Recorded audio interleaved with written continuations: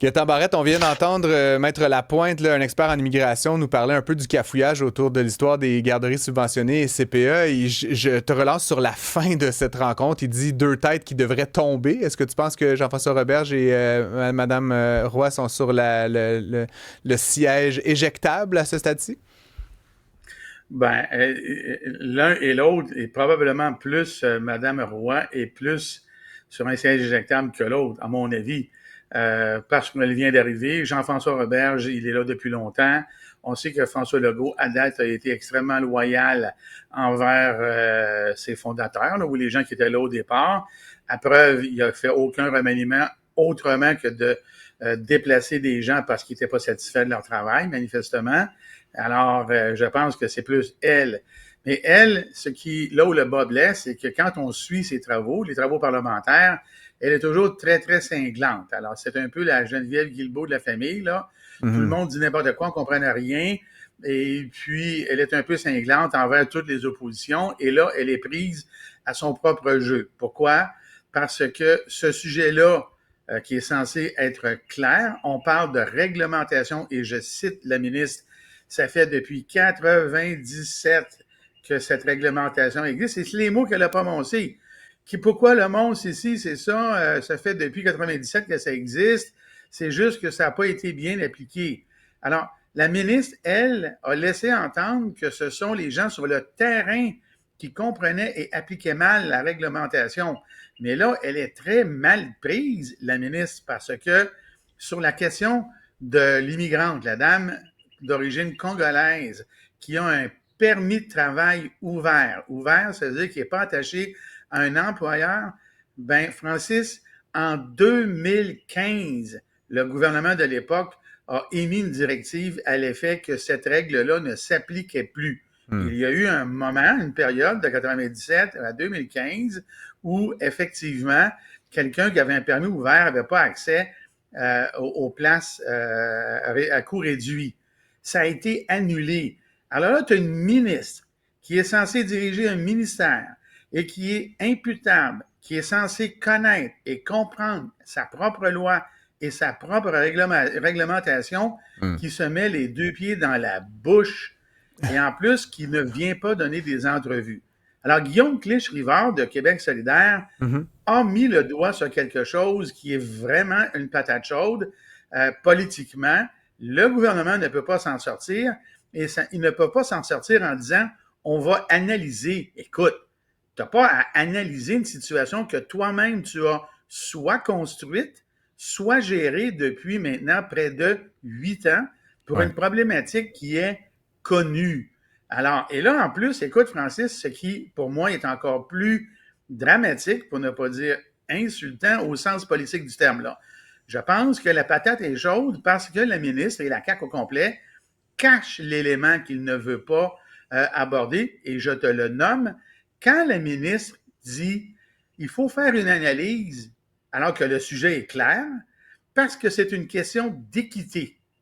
Alors là, à Ben, partir du justement, moment... elle en parle Ouais, d'équité, mais quand tu dis ça, c'est équité entre qui et qui, là, exactement, Gaétan? exact, exactement. Équité entre qui, là? J'aimerais bien, là, moi, là, si j'étais un parlementaire à la période de questions, je me lèverais et je dirais ça. Madame la ministre, équité entre quoi? Entre ceux qui paient des impôts qui n'en paient pas, entre ceux qui attendent ou ceux qui l'ont, entre quartier ici, quartier là, entre âge, entre situation, entre immigrants et Québécois dits de souche. Hmm. Équité entre qui? Alors, on s'entend-tu là, qu'à partir du moment où tu as nommé ça et que tu dis que tu dois faire une analyse, et l'analyse, on s'entend-tu que c'est pas pour voir la réglementation, c'est la sienne. Alors là, elle veut voir qui ça a touché parce qu'il va falloir qu'elle mesure son Hmm. intervention parce que quand on parle d'équité, on va mettre obligatoirement, c'est la définition même de l'équité. On prend deux personnes, deux groupes de personnes et on Ouais. regarde si tout le monde est traité équitablement. Ben regarde là, elle a une patate chaude et la CAQ, ce n'est pas exactement le sujet avec lequel elle est à l'aise. Mais il en reste Non. pas moins là, qu'actuellement, là, la réglementation, elle est claire.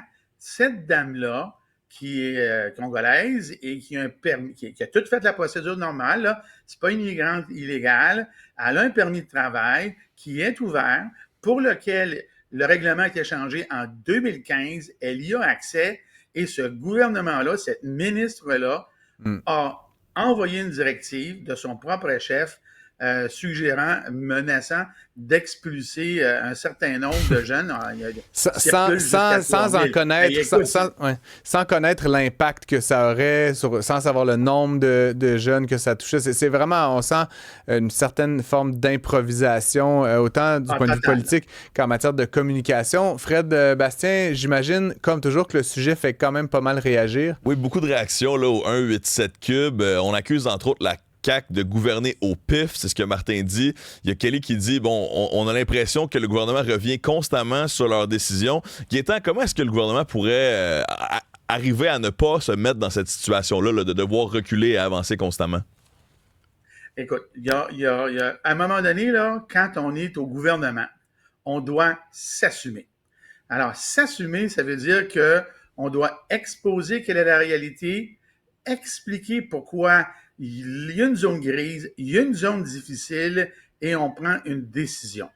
Et là, on tourne autour du pot. Dans ce dossier-là, on ne nomme pas les choses, on se replie en disant qu'on doit faire des analyses et ainsi de suite, et on ne décide pas. Là, c'est bien malheureux, mais on va revenir, là, parce que là, ça va prendre quelques semaines. Ça veut dire que la CAQ va revenir au début de la session avec une patate chaude qui ne sera pas nécessairement résolu, mais qui va exiger un recul. Là, il y a un début de recul et jusqu'où va aller le recul. Moi, j'ai vécu un peu la même chose parce que dans les mêmes années, on avait l'enjeu des immigrants, là, les réfugiés, tous ces gens-là. Est-ce qu'ils devaient avoir une carte d'assurance maladie? Là, à un moment donné, tu es sur le territoire, là, tu vis ici, puis moi, je me suis assumé, je dis oui. Mais au moment où que j'étais là, il n'y avait pas droit à ça.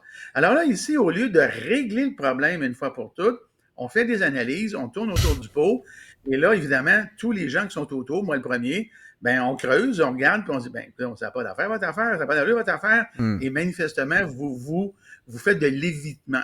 Et la meilleure manière d'éviter, c'est de ne pas aller devant la caméra, puis écrire sur X. Écoute, c'est quand même une drôle de façon de faire de la politique. Et évidemment, comme le disait Maître Lapointe, il ne leur reste pas beaucoup de temps pour redresser le navire. Gaétan Barrette, un grand plaisir. On se retrouve lundi pour de nouvelles aventures. Bon week-end. Avec plaisir. Au revoir.